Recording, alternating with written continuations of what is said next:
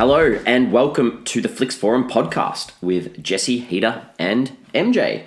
In this week's episode, we'll be discussing Netflix's 18th film, the 2016 thriller Mercy, directed by Chris Sparling, starring James Wolk, Caitlin FitzGerald, Tom Lipsinski, Dan Ziskie, Michael Godere and Michael Donovan. Good afternoon, my fellow co-hosts. G'day, boys. Hello. Good to have us all back together to discuss another film. Always best part of the week. Best part of the week by a mile. Talking about the film that we have watched. Yes, I totally agree. So I'm going to kick us off with our fast flick this week. 30-second summary of the film. So Is it 30-second summary? It's meant to be 30 or under, isn't it? I don't know. I thought it was like our own little synopsis. You can push the limits. Good. I don't mind. Whatever does it for you. I'm going to be under 30. Better say this minute MJ's going to talk for about 4 minutes I on... reckon I'll be close to 20, but anyway. As long as there's no smack in there, I'm happy. There's always a little bit of subjectiveness in mind. All right, so I've gone with a disgruntled family come together for their dying mother. The inheritance she leaves behind creates tension. However, the money isn't all that is at their mercy. Oh, you used the title. Oh, that was You used the good. title, I did. and you didn't do a question. I didn't do a question. No question. Interesting. You're getting real good at the fast flicks. I'm trying to improve. Heater, go. I'm going to go next. All right, so two brothers return home with their two estranged stepbrothers to say farewell to their sick and dying mother. The night turns from bad to worse as home invaders also arrive and force them to fight for their survival. Well, you say to say farewell because it was such a lovely, they just wanted to say goodbye. Well, it was kind of like that. Didn't realise they're all such jerks. Alrighty, a family dynamic you can't quite put your finger on, a dramatic situation that defies any sort of logic, and the introduction of a murderous cult trying to undermine it all. These are just a few situations you have to allow for in order to fully grasp this thriller about a disjointed family trying to decide whether they cure their dying mother or collect their entitlements from a handsome will. I like very much so. Good work. So, I don't know about you guys, but to find anything out about this film was a bit of a struggle.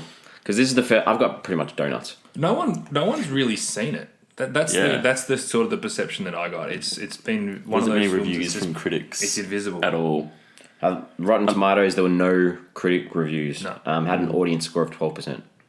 Off 77 ratings, and that's a tiny. Yeah. Like, even when we have nothing on Rotten Tomatoes, we still have like a few hundred people who have rated it. It just doesn't seem that no one's checked it out. It's very small. We were talking about it off air. When you jump on IMDb and try and search for the movie, it's so far down, and it takes you a while to actually find it. It's just not there in your face. Probably doesn't help that it's quite a common title. Not a title, but just a word. Singular word that could be in lots of other films. Yeah. What else have we got? I can tell you that it premiered at the Los Angeles Film Festival in June 2016. Yeah, and then it went on to Poland and it opened their New Horizons Film Festival in July before hitting Netflix in November. Yeah, so that's good. Anything else? I couldn't even find online where it was filmed, so I went back to the credits and paused the credits to see where it's filmed. So it's filmed on location in New York State. Okay. Is that right? Better say, I couldn't find anything online about where it was even filmed. So there was like some local newspaper when I looked it up, and they were like, "Oh, we've got this film Mercy filming at these barns out the back of our little." Like, oh, yeah, Is that right? Yeah. So You get the vibe. They didn't need much to film it. Nah, it would have been shot, I reckon, in a small amount of time, maybe a few weeks max. yeah, and guessing the budget wasn't massive either, but like, Wouldn't have thought so. Yeah, No. couldn't find too much. All right, The most interesting thing for me was about Chris Sparling, was the writer of Buried. Yeah. Ryan Reynolds. Which is an excellent film, which I haven't seen since it was out in cinemas, but I thoroughly enjoyed it, and I loved the concept about the whole thing shot in the one claustrophobic location. Yeah, that was a very good movie. Very good movie. Again, Great script. I don't think I'd seen that again since it came out of the movie, so it's been a few years now, but I thoroughly enjoyed that movie when it came out. So this guy, he can obviously write films. So Joe Nesbo is a crime author, and I had a look, and so Chris Sparling has written the screenplay or script for Blood on Snow, which is one of the well-known books by that author. Right. And apparently Tobey Maguire is going to make his directing debut with that film, with a script by this guy, interesting. which I thought was quite interesting. Took a fair bit of research to actually find that, a lot of going throughs, because he finished the script a while ago, and it's just waiting to be picked up for filming, for production. I did read a few things about his introduction into screenwriting. I think he started as an actor, and then he sort of dipped his toe into writing. I think he said he wrote his first script when he was in like freshman year or maybe even last year of high school or something. And he said it's just took him a year to write it, and it was just horrible. He's never even looked at it again. But I think since then he sort of wrote 3 or 4 more, and then Buried was the 4th or 5th that he wrote, and then he just kept going from there. And obviously dipped his toe into directing as well. Yeah, well, this movie's another case, I guess, of the writer and director doing their own thing, like Netflix allow a lot of them to do. I almost want to stop saying it. It's weird. Yeah. It's weird if they don't have a writer and director doing the same thing. But I also wonder if what the film's this, number 18? 18. Yeah. I feel like down the track it might become a bit more mainstream. This is really their way of getting into... getting some cheap content on there. Yeah, and getting people wanting to work with them as well. So, all right, so let's have a look at the characters. So there's not a lot of characters that we really needed to talk about. I guess we've got the 4 brothers, the father, the mother, and then the group that... are the... Yeah, what do we want to call them? The invaders. Invaders. All right, we'll call or invaders. the cult. The cult. Yeah, actually, the cult. Fits a lot better. Yeah. Massive spoiler alert, because if you haven't watched the film, sorry. We should say spoilers. We spoil every single movie we talk about. But this could be the first episode that you've listened to Flix Forum. We should do a little spoiler alert before every episode. Right. We are going to talk quite in depth about the film. And we hope that you've seen it to enjoy the conversation. But you can enjoy the conversation without having watched the film. You can. Yeah, especially this one. This would be a good one to talk about. I hope so. I didn't like the father, first off. He's sort of the first character that you get to see on the screen. And straight away he's rejecting that doctor that comes to the door. And you can tell he's after that he sits down with his 2 sons and he's like, the money comes to me and then the money goes to you two. That's it. We're cutting everyone else out. So straight up I was like... Even before...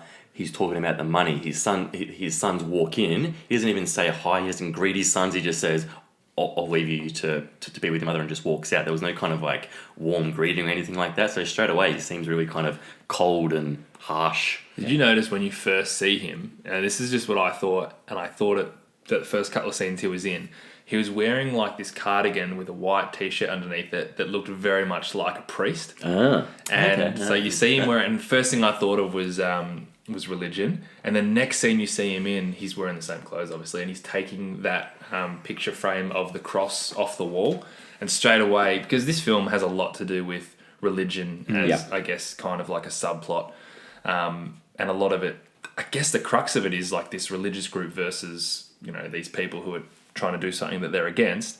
And I like the fact that it kind of, whether it was deliberate or not, I don't know if I want to give the director credit yet.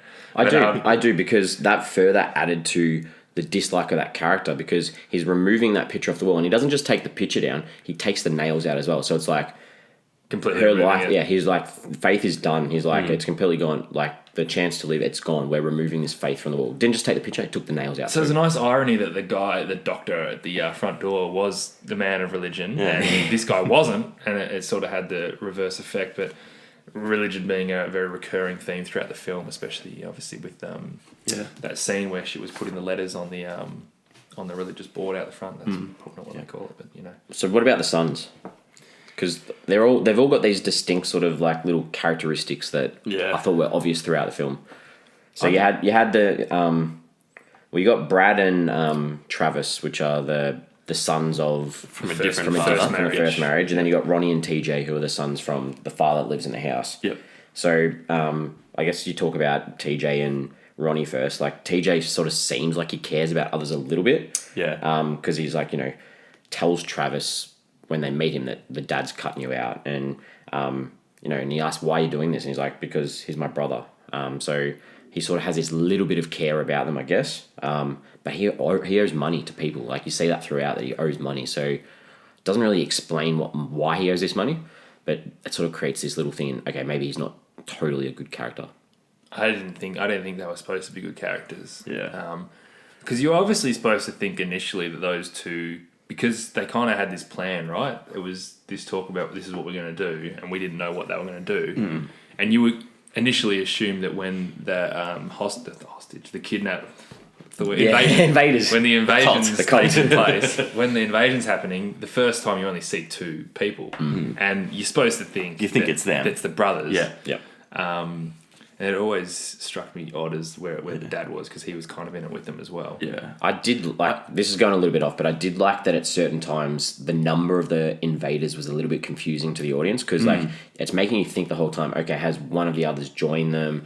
What? Because there was one stage where there's a guy hiding under the ladder, and I'm like, who's that? Why are they hiding under the ladder from the others? Yeah. I liked that whole, like, you're thinking the whole time, okay, obviously you work out pretty quickly that it's not the other two brothers, but it's like, okay, who's joined the other, who is it, what are they doing? Yeah, the first time you really notice it is when he breaks into the window, because you see the two guys downstairs standing next to the fire, and then all of a sudden there's a guy breaking in. I'm like, how did he get up there so quickly? Yeah. And then he knocks Travis off the bike, and you're like, well, how are these people doing? There's a lot more involved, yeah. Then it's about 45. I just found myself just not really caring about any of the characters, though. Yeah, well, Ronnie was this guy that was just literally every time shutting it down. They're not related to me. They're not my brothers. I want nothing to do with them. He was an absolute jerk. He was a bit of a absolute jerk. I didn't really feel for Brad and Travis. You kind of like, maybe it was Major supposed to maybe go for them, but like obviously in the sport they both get killed, and when they get killed, I'm just like, Brad especially. I've got no real feeling at all for them, especially Brad. I think the way he treated Melissa as well, like he didn't come to her kind of defense a number of times. Did you notice when he first wakes up Travis, and he says, go check on Ronnie and TJ straight away? It's the first thing he says, but don't check on Melissa. Yeah. Like he just kind of just completely forgot she existed. Yeah. And you can tell straight away, because the first time we see him is in the car with Melissa. And the first, like, her phone's ringing. He's like, oh, take the call. And she's like, oh, no, it's work. And he's like, oh, I don't miss work. So it's like he's already given up on his work because he's expecting this inheritance straight away. Yeah. So it sort of sets him up as, like, a bad guy straight away. I think straight away. And when they first walk in and, like, he introduces them to the stepbrothers and his stepfather, and they're really kind of confrontational, like, why are you here and all this stuff? He does nothing to defend them, like, hey, she's my friend or my partner. He says, like, who's your girlfriend or whatever. And he's like, she's not my girlfriend. Like, that actually really, I didn't understand. So why was she there? Know. I think maybe she was just a friend for support, but he just didn't stand up for it. And then at the campfire scene, he kind of half did, but just really, he just didn't stand up for it at all when they were being, real confrontational. They slept in separate beds as well, and it was like, that was another thing that was like, okay, maybe they could have also just been because it's a childhood bedroom. There's not going to be queen size double beds. They made a point. They made a point of showing. Yeah, it did seem like a weird relationship. I don't know where they never explained. I don't know where she fit. I don't know why she was there. Because she clearly wasn't briefed on the situation before coming. Exactly. So why bring her? She walks in this massive house with all this tension. Like, surely you would have explained to her, hey, things are going to get a bit ugly. Yeah. It's not, we're not all this big happy family that loves each other where most of us hate each other. It was a strange position to put her in the first place. You mentioned the dad earlier, and I'm worried that we're going to gloss over him, but there was the one character that I actually really wanted to learn more about. The fact that he's the first character that you meet, you kind of set up to meet. I was set up to think, okay, this is kind of the main guy. He's the one that has the conversation with Ronnie and TJ straight away, and I'm like, okay, I need to know more about this guy, because at the end of the day, it's his wife who's the one that's dying, right? And he's super nonchalant about letting her die and controlling this will and getting everything out of it. But I had no context about why he felt that way about her. And I don't know if it was me reading into it, but heading later into the film, you obviously understand how much the mother has to do with the church and the faith. So at some stage, for them to get married, he would have had to be involved with these people at some stage. Like, he had to have been. Like, they wouldn't have let, based on what they do in this film, they wouldn't. The previous husband wasn't, because they killed him. Exactly. So he's obviously done the right thing by her for a long time, because he hasn't drawn the attention of these guys to come and really get him. Apart from the doctor saying, here's the medicine, here's the medicine, here's the medicine. So, I don't know, I don't think we really need to know more about him, other than that he's done a better job than the previous husband did with his wife. Yeah, but his wife's dying, and it's the easiest thing to fix, right? Yeah. Like, how easy was that cure? Yeah. And they're not doing it. Just give it to her. Yeah, but that comes up to the themes later on. It comes up to the themes of pro-life, like there's so much to think about when we get to the themes later on, I think. Happy to do that, and I've got a lot more to say on that as well. Not one point was it like, oh, okay, I can understand where he's coming from, because no. I just couldn't. But it was the drug was experimental. There was never any, like, you didn't know if that drug was going to work. Okay, then she dies and they get what's the the same worst result. case? Yeah. So you put her through more pain by giving her this drug. But she's been in pain for months, it seemed like. Like, she's already in that much pain. Yeah, and she's... okay, yeah, I don't know. It's a tricky You one. have to give her mercy. Exactly. Oh, you've used the title. I like it. All right, move on from the characters. I think we're getting bogged down here. I think we're getting bogged down. Not so much more on them. Could you see any other actors better for this role? Because I thought, even though I didn't really know many of these actors, I thought they all played the roles pretty well. There was no like real overacting or anything that you didn't really believe. I thought the chemistry was pretty wooden between Travis and Brad. Right. Yeah, Travis and Brad. Okay. I actually thought Travis was going to be the main character. Like, as soon as he got introduced, like, oh, he's this bad guy, he's out of prison, he's hard on his luck, but he'll do what he can to survive. And then when he died, it was like, oh, okay. Like, he was going to be a hero. Kind of all of a sudden, he got killed. And you're like, oh, we're halfway through the movie? Like, oh, okay, this is interesting. So I'm so confused with Travis too, and I'll talk about him later. Because I thought they were setting him up. And as I said, he was doing like a heroic thing by going out there and trying to save the day. But then I thought he was going to get on the bike and ride off. So did I. I was like, oh, okay, he's just going to run away. So what was he trying to do on the bike? I think we're trying to... Go get help. No, the idea I was run them over. I thought he was going to try and run the guys over. The idea was he left the room to go get help because none of them had their phones. Yeah. So it was like... Because initially I thought he was going to get his phone. He said, my phone's in my room. It's but then they showed the shots of him going through the rooms and the charges were all empty on the... Yeah, that's right. Yeah. So there were no phones, so that's why he had to go... Yeah, I had no problem with him going outside and trying to get help. Yeah. He just didn't count on the fact there was 1,000 people out there. You want to talk about some scenes? I want to talk about a good scene. Yeah, tell me some scenes that stand out. I really liked the opening with a really pretty landscape with that really gentle, dark piano. Me too. Straight away, I'm like, this is a nice sense of mystery. It's a small town movie.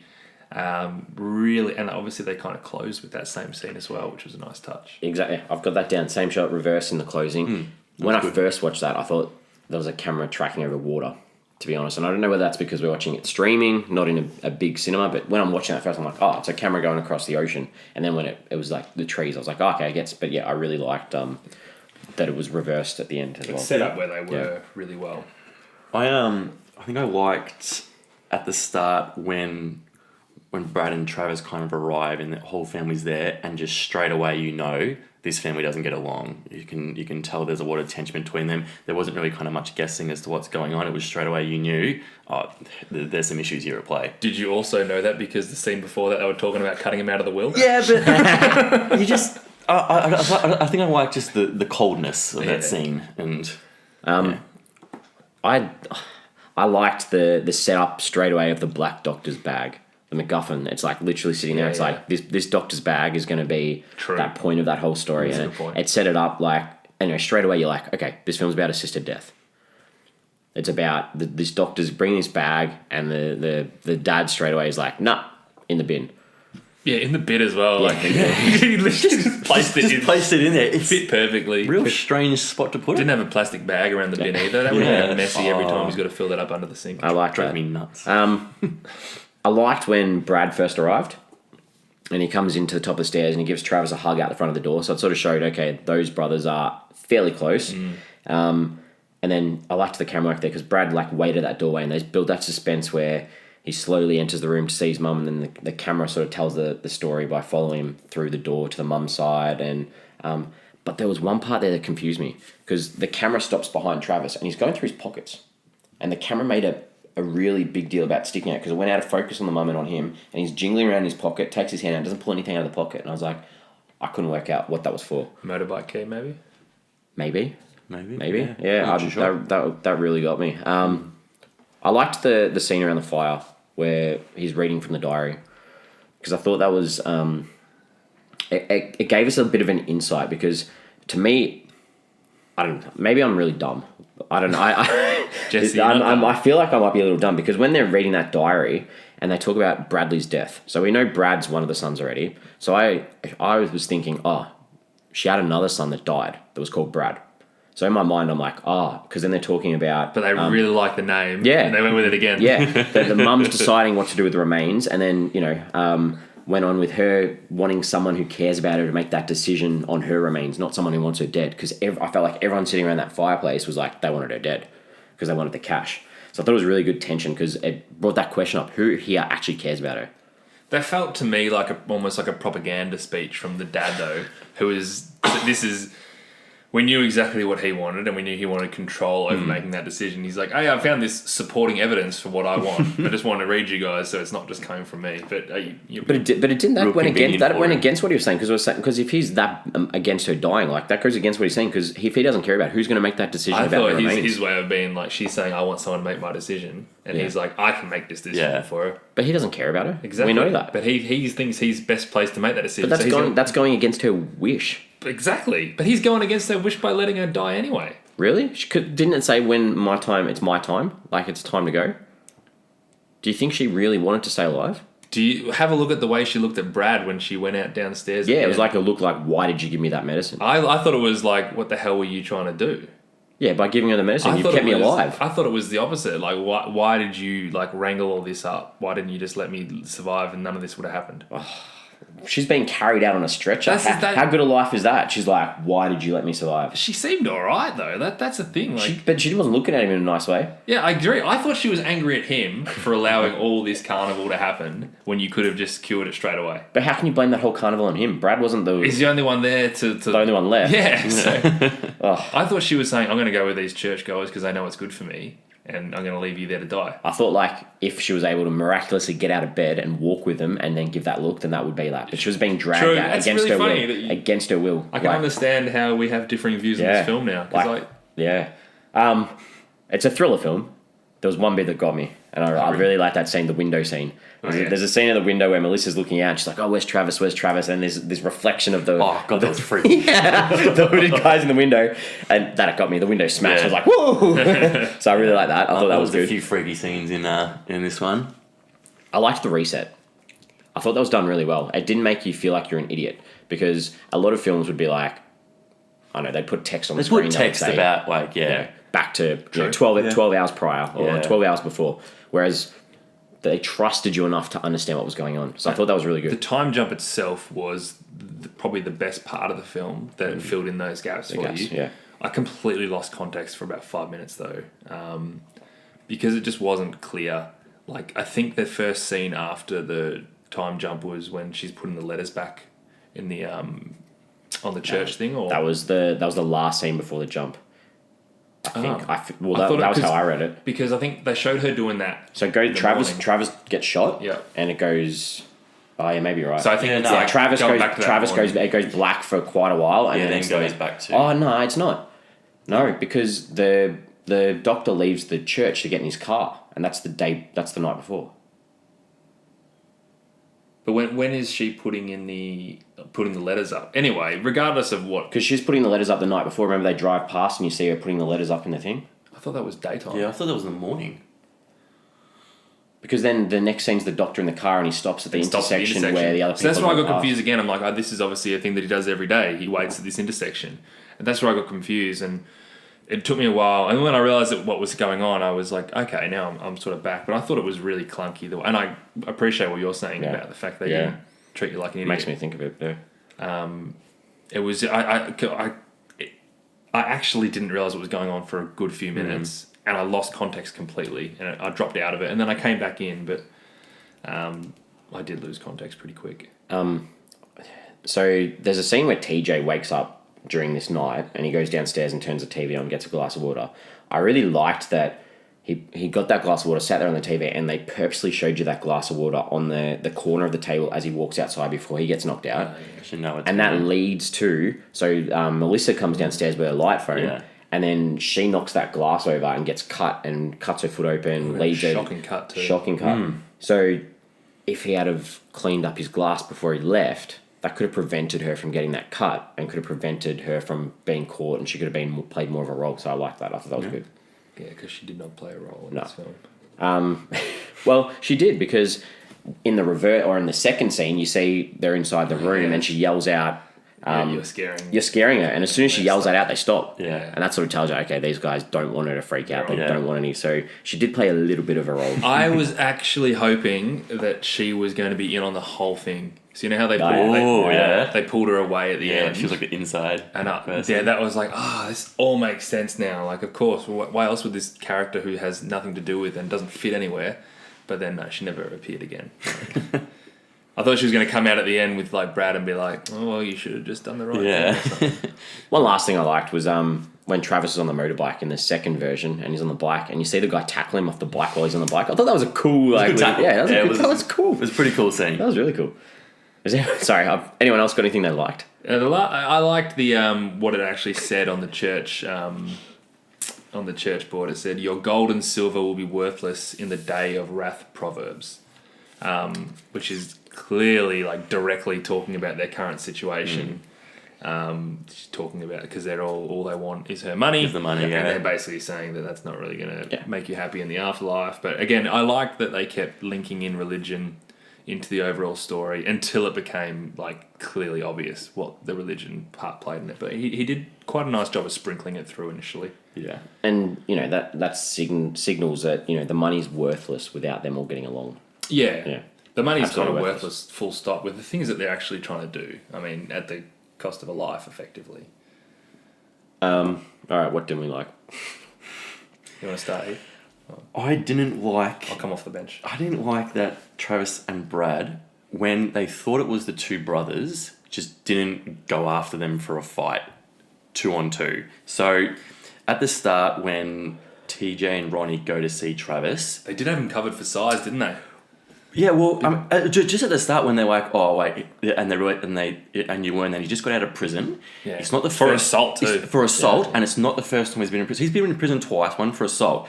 So you assume he can handle himself. Yeah. When they're upstairs and they're kind of holding the door, and you got the two up there, and then you see him downstairs by the fire.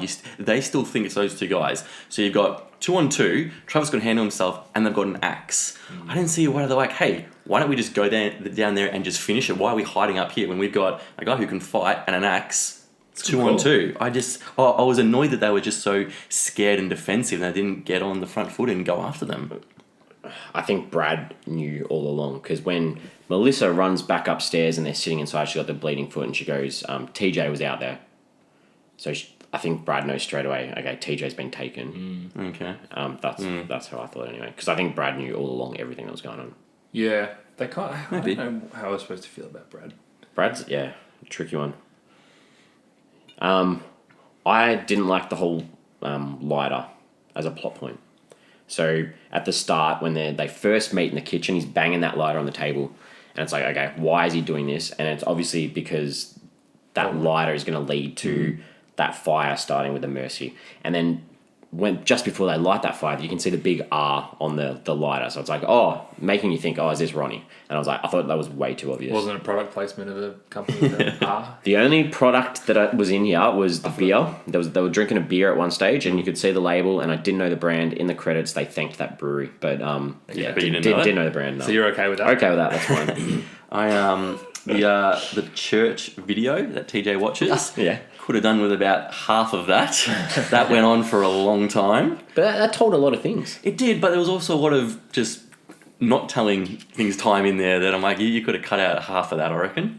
Okay. It just went on a bit too much for me. One thing that really annoyed me was him setting the alarm on his phone. So it's like 7:15 on the phone. So he goes, 50 alarms on there. So he goes, I'm going to set it for 7:15. Yep, she's like, yep, that's cool. That's all we needed to know. We didn't need to see the camera show us scrolling through the phone to find 7:15. I understand it's a plot point for later on because the alarm going off leads to the distraction where they can run off. Was it an iPhone? It was. Product placement. It wasn't. It didn't show any of the Apple stuff. But why did he have so many alarms set? It was weird.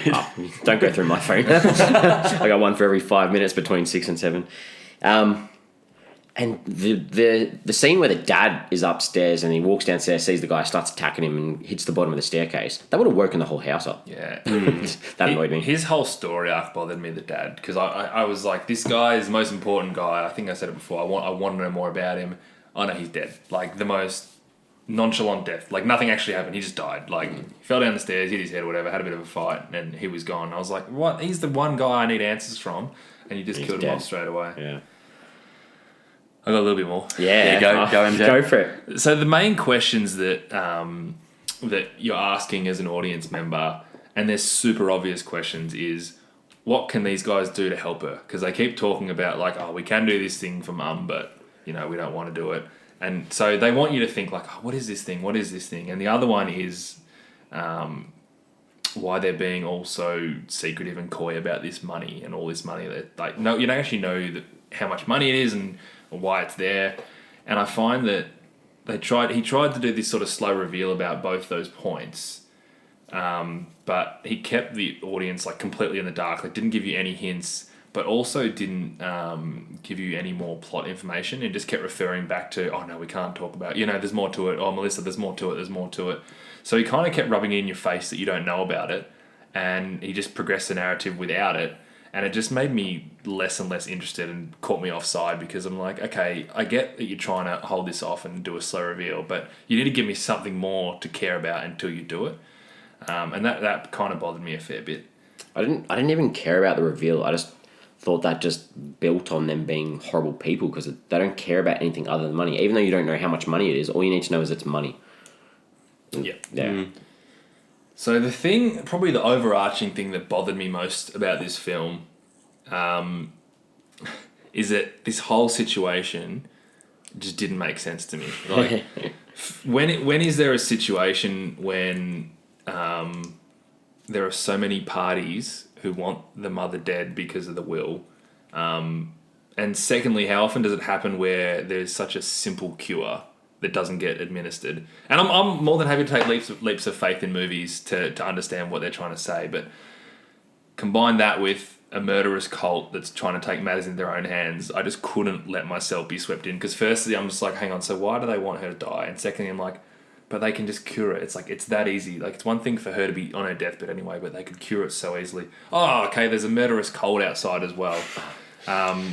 It was next level for the leaps of faith that I had to take to really think like, oh, this is a somewhat plausible situation. I like that you keep saying leaps of faith, because to me, this film's almost saying that the brothers, even though they want her dead, are more invested in the faith than the people who actually are faith are. Because if you actually believe in the faith, you believe whatever happens for a reason. You don't need medical intervention to do that. Okay, And to me, like that religious group, like they were completely oppositional to faith. I thought the whole thing of even them just invading was just a weird turn in the movie.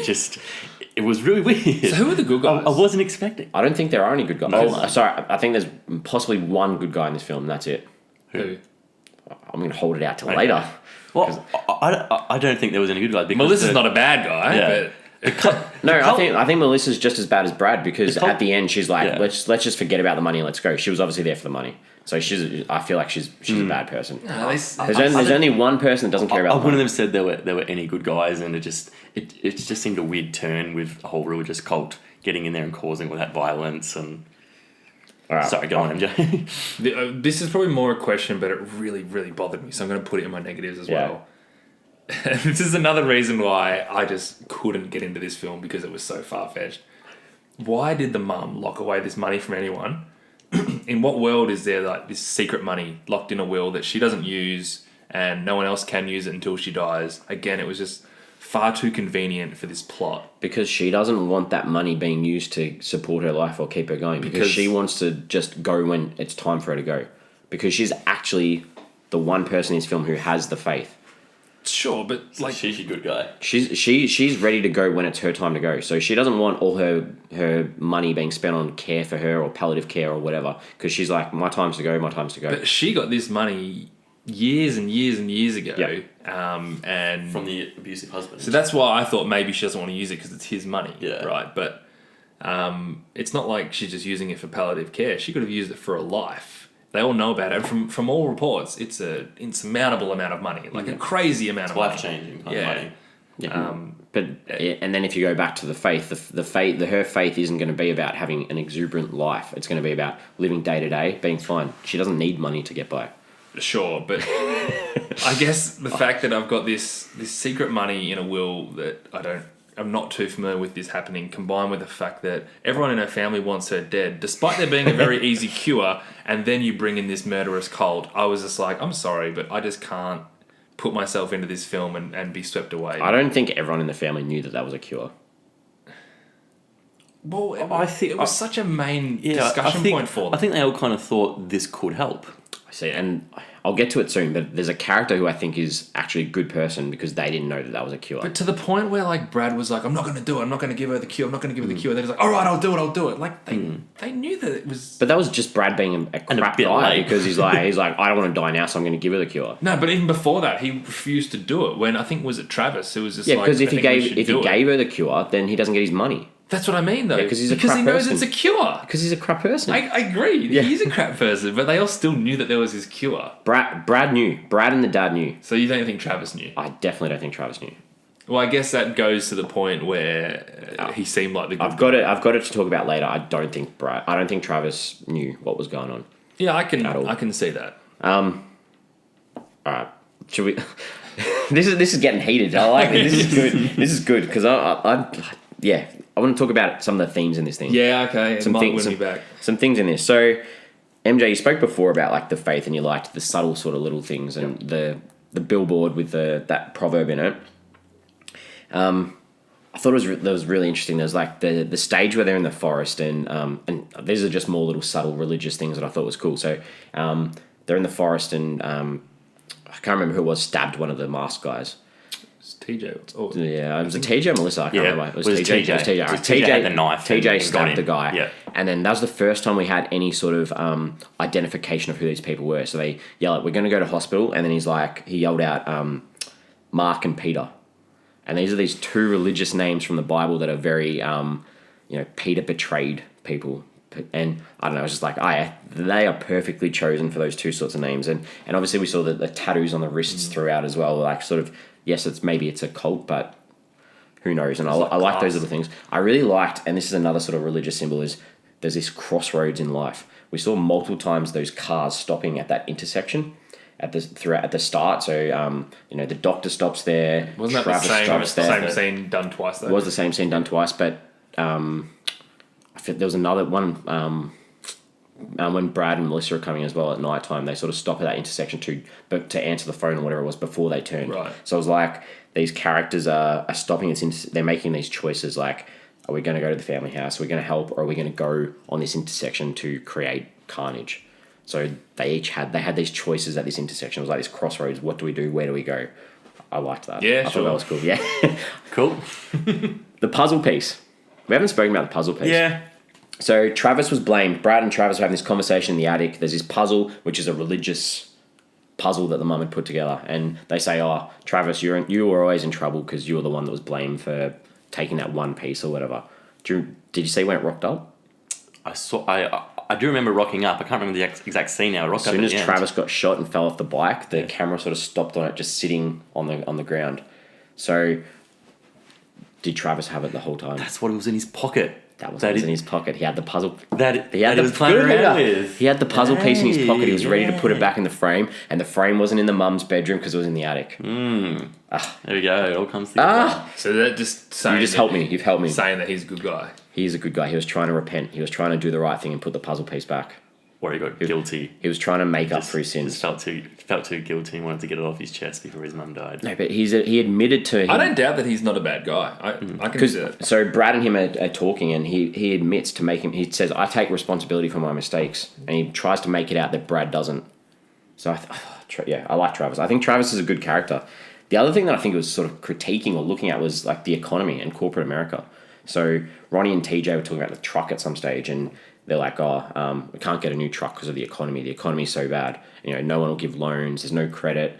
And then when TJ is playing around the TV downstairs and it comes on, it's that black and white footage, and it's of like the Great Depression. And it's like, no wonder American workmen are paid the highest and lower prices, better products. And it sort of has this critique where it's like criticizing the brothers, criticizing money, it's criticizing corporate greed the whole way through. I liked that. Okay. Yeah. Well, you don't put two things like that in a film unless you're trying to say something. Like, what's the point of putting that on the TV in that? Unless you're trying to say something? I agree, but where does it fit in the wider film? it's all about money. The whole film is about everyone with their corporate greed. They want money to be better off in their life. Yeah, right. What about the doctor? Like, doctor, right versus wrong. Is like doctor. I can't say doctors like trying to. Also, was he actually a doctor? Was he a doctor? Or was he just putting on a cult ruse? leader? Yeah. So that's what confused me as well, because like he comes to the house in the opening scene and he says, "Oh, hey, Mr. Mitchell." He's like, "We've spoken on the phone." If he's that important to the church that his wife's a part of, surely he's met him before. Yeah, but he's obviously that important to the church because he led that invasion. Yeah. So why hadn't Mr. Mitchell or the dad met him before? We don't know enough about Mr. Mitchell. Maybe he didn't go to the church, Maybe, or maybe his wife's been sick for a really long time, so it's been ages. He since also he's been seems there. to hate his wife, so he might not have much to do. So what did you think? So the title of the film's Mercy. What about this theme? So obviously Mercy at the end is the camera sticks on. There's like the booklet for the drug that they're going to inject in the mother, and it stands for Medically Ethical Recovery Care Act, and the whole film's about. But then where's the why? Exactly, where's the why? I was watching that and I saw it. I'm like, oh, that's good. But what's the why stand for? So like, and that's sort Another of leap of faith. Yeah, and that's like the one in the final sort of scene. So the whole film is trying to say it's about saving lives. But how many lives were taken throughout that whole film? Yeah, and that's the especially thing. when that doctor or the cult leader just goes and shoots Brad at the end in cold blood. He was always going to do that. Like, But I mean, that's not saving life, though. no, but that's the thing. These guys He weren't takes life in good. cold blood. And I guess he tried to make a point of them being like remorseful. Like when they start taking off their things, like, holy, what have we done? Yeah. Like we shouldn't have done this. It's like, oh, we got to do it. Like, That one guy was really remorseful that killed Travis. super. He left. He was, yeah. But then it did, yeah. Obviously, the rest weren't as. It was. Yeah. But, we weren't supposed to like them, were we? The cult, because obviously they were technically the bad guys. Hope not. Then you're supposed to sort of feel something for them because they think they're doing the right thing, and then they kind of win in the end, despite killing everyone. But I don't know if they'll win, because if you go through this with this theme of like faith and stuff, they're going to be judged at the end of the day anyway. But they thought they were. Well, I think a lot of just obviously not the main guy, but the other ones are probably just following the orders of what they think is the right thing to do. Yeah. And what's Grace's role? Is she like some sort of angel at this church that, they would do anything to make sure she can live for another year? Well, she was obviously well respected throughout the time because she was doing those infomercials and all that. And they killed her first husband. They did for her, so she's obviously done something right. Yeah, bloody oath. Anything else, Bloody oath is probably the wrong thing to say. anything else, or do you want to talk about why we think the film's good or bad? No, I'm good. Yeah, money versus family. We kind of covered that. Yeah. So, Heater, tell us why. Actually, no. Religion. Like, was religion a good thing in this film? Well, I think it was a critique of religion. Yeah. But then, because the religious people still killed people. Yeah, the religious people were bad, and so Everyone saying, was bad. yeah, I was gonna say like money and greed for the wrong reasons is bad. Obviously bad. Yeah. Religion, I guess, for the wrong reasons is bad. Like, but is it bad to have faith? Well, I guess it's not misplacing your faith. Like, obviously, religious, they've got the faith of doing good things, but they still went down the wrong path and hurt people and killed they got people. her out of her first abusive relationship. But they did so by killing someone. I know, that's There's other right. ways to do that, I guess. Like, It's strange because religion was such a big part of this film. It was almost like he's like, oh, I've got to use something. I don't know. I don't know if that was well thought out. Because if you're, quite religious, you'd be like, hang on, this is not how we go about it. yeah. Or maybe it was. So the leader, the doctor guy, maybe thought he was kind of above that and more like a godlike figure who gets to decide who lives and dies based on his own. But this has moral been happening ethics. for like 30 years Yeah. though, so it's obviously part of the way they go about it. Like he gets to decide who's worthy. Or are we trying to separate them from religion as an They might be overall a cult. entity? Yeah, they're and broken looking off at and they're them their as own use religious a renegade symbols, cult. Well, Yeah. if you think back to that video that was played on that TV, there was a guy that came over to like wipe the blood off her face, and he was like, he's not allowed to beat you anymore. Maybe he was the leader before the doctor was. Yeah, regardless of who the leader was, it's clearly just a way that they act. And I guess I guess to be fair to everyone, let's think of it as more like this renegade cult as opposed to a snark, Just your average religion. churchgoer. Yeah. And they didn't they had religious symbols that you could relate to Christianity, but there's no reference whatsoever that it really was. I guess they had the Proverbs quote. Look, it's still based on religion, but I guess this is not an overall commentary of religion in general. This is just saying this is a a group that's sort of gone off on their own. All right, Heater. Why was the film good? Why was it bad? What didn't you like? What did you like? I did like that I was pretty like tense and like kind of on the edge during the home invasion. I didn't really care if they lived or died, but it was more, you know, I was watching it home alone in a dark house, and it was, you know, I was kind of on my edge, and all kind of, you know, the crashing and bashing, the scares and stuff. I did enjoy that, the kind of being tense and Imagine if one of the guys took his mask off and it was Macaulay Culkin. That wouldn't have been as scary. Masks are scary in general. I don't know. Have you seen Macaulay Culkin? Oh, yeah, that's true. Yeah, but no, yeah, it did keep me kind of intrigued and on the edge during, I guess, when you were supposed to be in those exciting scenes, despite the fact I didn't care how it ended. Cool. I did not get that one bit. I was so detached from this film. I just, as soon as one thing happened after another, I was almost laughing at the ridiculousness of some of the things happening. And as we sort of talked about, the characters just didn't fit right. They didn't have any chemistry. I was watching this film literally like I was just like staring at the window sort of thing. I had no interest in what was going on, and he did such a poor job of pulling me in. There's that whack I was talking about. Hey, it's 50 minutes in. I'm allowed to. What about you? So, I like it. I think it probably worked out. I probably liked it a little bit more than both of you guys. It made me think, and that's what I like in a film. I couldn't criticize any of the acting. The chemistry maybe was not great, but some of the acting, I couldn't fault the acting. Created the tension, the suspense. I think more people need to find this film. Like we spoke earlier, there's not a lot of people that have rated this film, and I'd like to see a bigger percentage of people talking about it. Of the 750 odd that have done it on Letterboxd, they gave it 2 stars, and of the 2,500 on IMDb, 4.2 stars. So out of 10, about halfway out of 10. Throughout, the director used the fish lens throughout, and I really liked that. Like it was really obvious in a lot of scenes, especially like at the kitchen table and a couple of scenes with Travis. It was like I really liked that.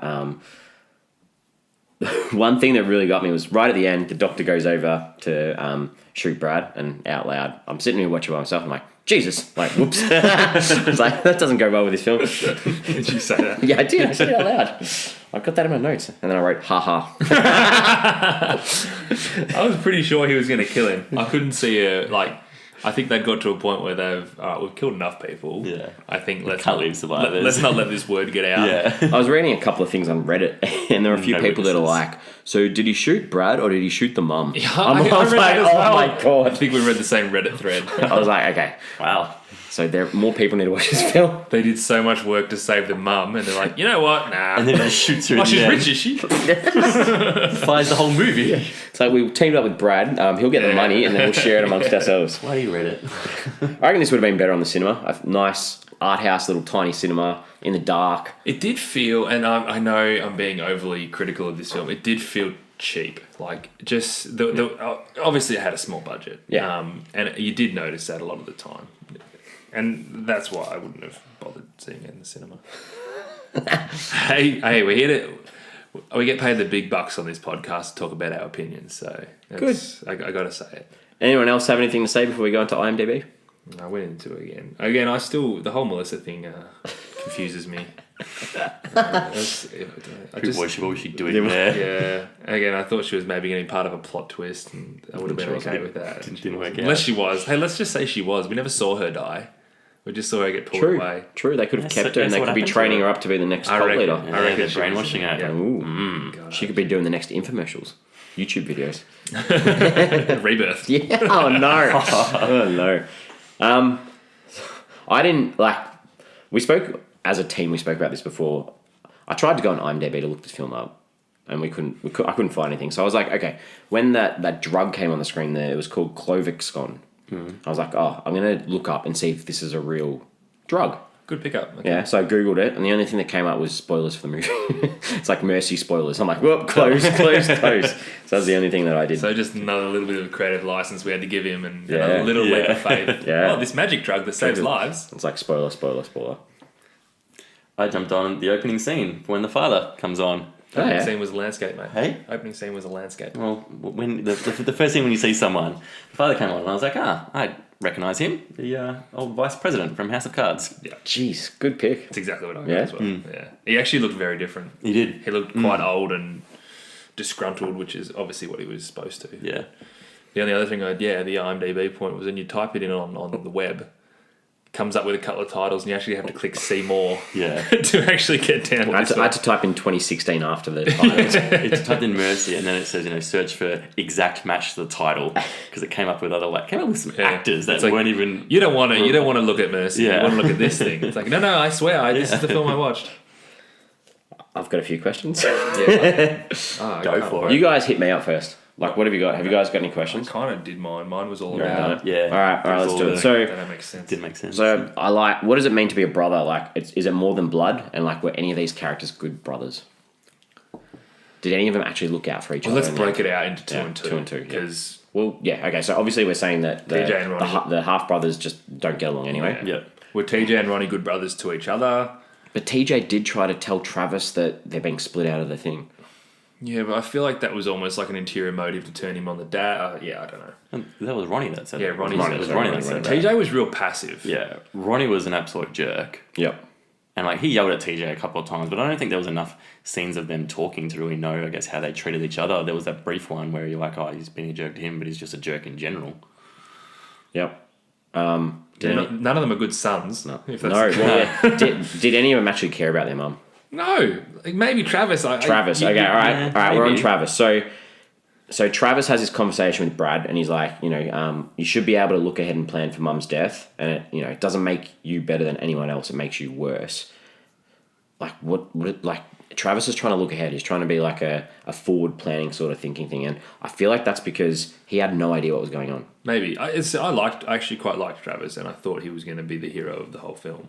So I can see what you're saying. Because there's this scene where they're in, Brad and Melissa are in the bedroom, and their dad's on the outside listening to them having that conversation. Yep. And Melissa's trying to find out info, and Brad says to her, they have a way to make the pain go away. So that doesn't give any description whether it's to keep her alive or kill her. But Travis says they should just do it.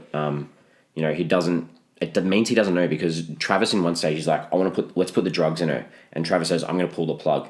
And Melissa's like, I'll do it too. So Melissa and Travis have no idea, and Brad's like the one stopping saying, no, don't do it. Because if Travis is that keen to pull the plug, he's got no idea that the drug they've actually got is going to save her. It could save her. Yeah, or could save her, yeah. True.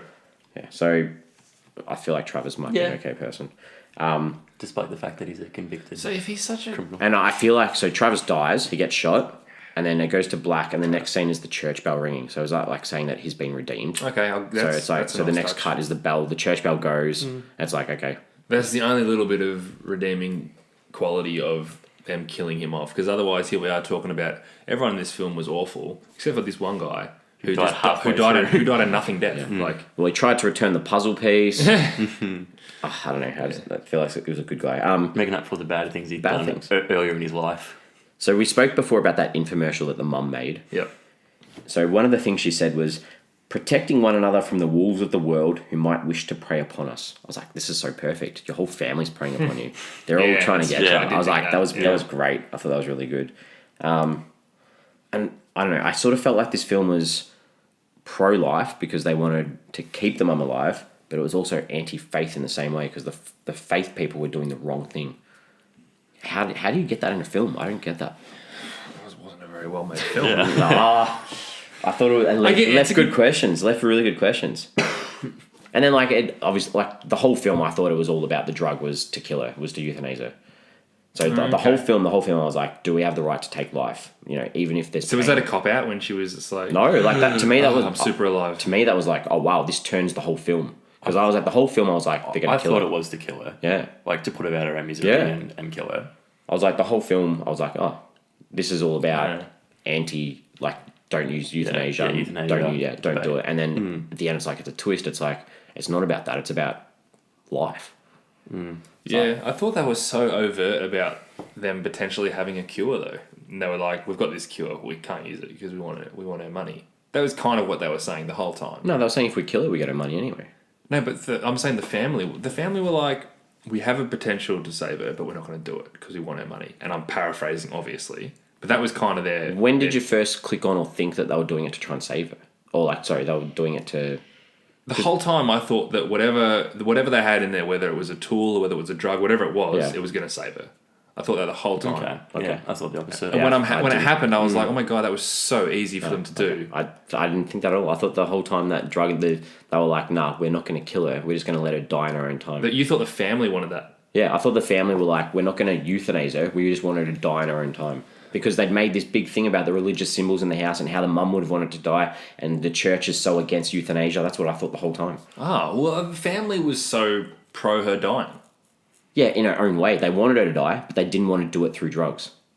That's what I thought the whole way. Okay, I thought the whole way is, no, we can't let her live because we want her money. Honestly, that's what I thought the whole time. And that's what's good about a movie is like, and that's why it was such a shocking film, because I'm like, this doesn't make any sense that people would act like this. And as it turns out, that's what they were doing.